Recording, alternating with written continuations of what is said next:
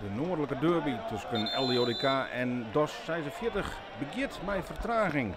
Vanwege vuurwerk van de kant van de supporters van LDODK.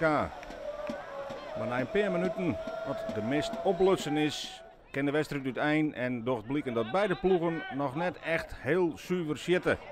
Hier is de vrije bal mis van Max Malenstein en de time-out van Daniel Hulsebos namens DOS 46. Maar daarna is het Loes Blakjere die het op schot is namens de Nijenveeners en die ploeg dan ook op voorsprong zet. Het is LDODK wat op jacht maakt naar de ontsluiting.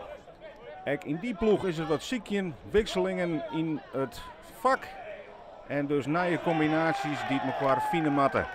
Het gaat alle keer bij het strijdplan van trainercoach Erik Wolsink. En die zocht dat DOS 46 in die beginfase aardig partij aanken aan LDODK. En wat hiet, want dit is Fenna de Jong en die scoort op een ei en zet DOS 46 op voorsprong. Maar starig gewoon kroept LDODK beter in de wedstrijd. Prachtige combinatie tussen de beide internationals. Friso Bode en Erwin Zwart is het eindstation en die scoort en zet LDODK op een 6-4 voorsprong. Maar het is DOS 46 wat wel degelijk echt een soort potentie in de ploeg had. Zij komen waarom via Jelmer Jonker, hij zal 4 keer scoren en die zet zijn ploeg weer op voorsprong, zo'n 8.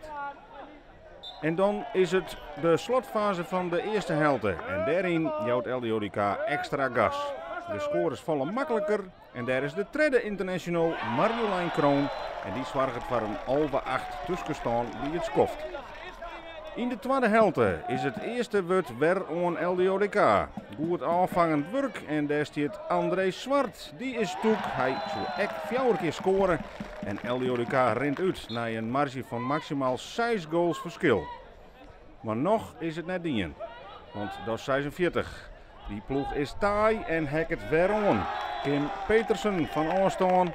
En het verschil is nog maar 3. Dan kan de wedstrijd weer helemaal ingesmeten worden, maar is het Sven Jonker die hier een strafworp mist. En dat is een hele duur. Want daarvan wordt aan de andere kant voordelig profiteerd. Terug de nieuwe man bij LDODK, Jetse de Jong, die met 2 snelle scores het dat werk groeien liet.